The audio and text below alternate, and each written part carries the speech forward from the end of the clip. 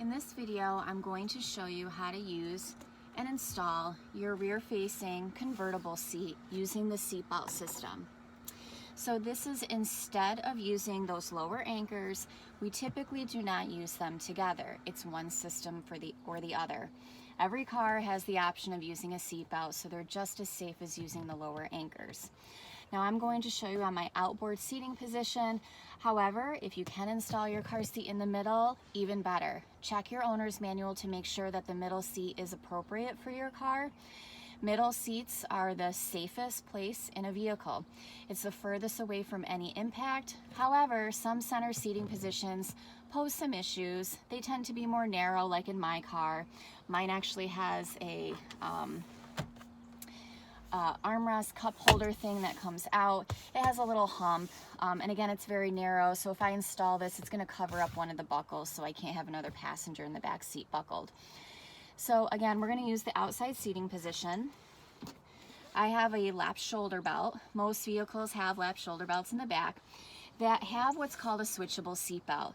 So these seat belts are designed for the comfort of an adult, meaning when you buckle the seat belt, you can still move around. Not ideal for a car seat installation because you want the seat belt to be tight all the time. So what you need to do is something to the seat belt to lock it. And usually what that is by pulling the shoulder belt all the way out of the car, out of the retractor. And the retractor is just this little device in the car that winds up your extra webbing. So when you release, you might hear that clicking sound, little ratcheting sound. You may not, but that's an indication that it's locking. If you don't hear that sound, pull the seat belt out. If it doesn't move and it only gets tighter on you, you know now you've locked it. So let it go all the way back into the retractor because you'll need to have it loose and some space when you try to install your car seat. So again, we have our rear-facing convertible.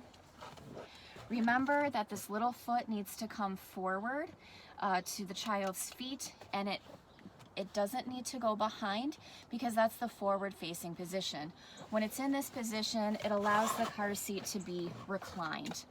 Okay, and remember in that first video I showed you this arrow or line. That is your angle indicator. It tells you whether the car seat's at the right recline or not. So this little arrow has to be completely straight, not up, not down. And use this little foot to achieve that angle. So that looks about right for my particular seat. Remember, if you move this car seat to a different vehicle or a different seating position, the back seat may have a different slope or design, and you'll have to recheck that angle. So without locking your seat belt, begin to thread your seat belt through the lower belt path. This is the rear-facing belt path. This is the forward-facing belt path. And again, remember to keep everything nice and straight.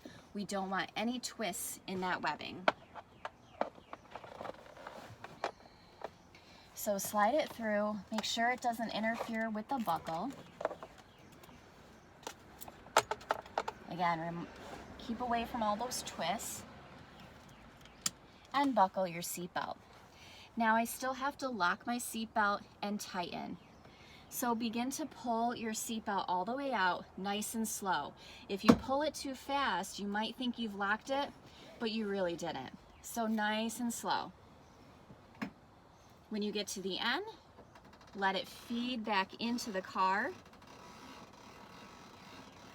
Okay, you hear that nice clicking sound, you know you've locked it. Okay, and now I think I've got a twist here, so let me get that out. Nope, I'm still straight. Okay, perfect. But I'm not done.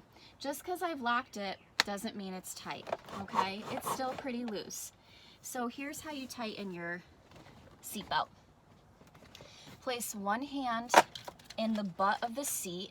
If you place your hand here or someplace else, you'll end up readjusting the angle, so then the angle is off.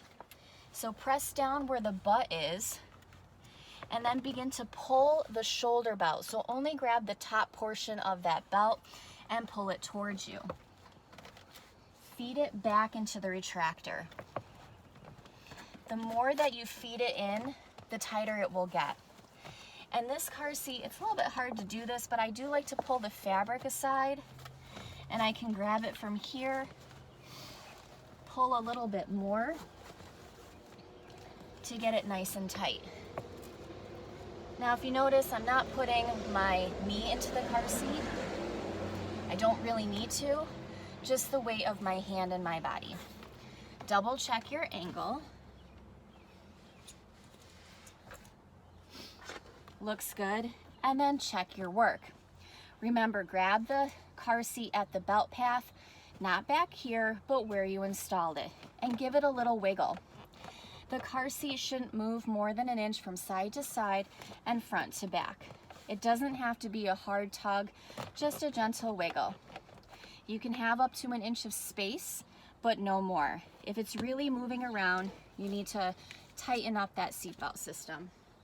Once you have it installed, again, place your child flat against the seat. Bring the straps around the shoulders. Remember, when the child is facing rear, the straps need to be at or below the shoulders. Bring the chest clip together. Insert the latches into the buckles. Adjust the harness, getting it nice and straight on all sides. And then use the strap between the legs to pull and tighten.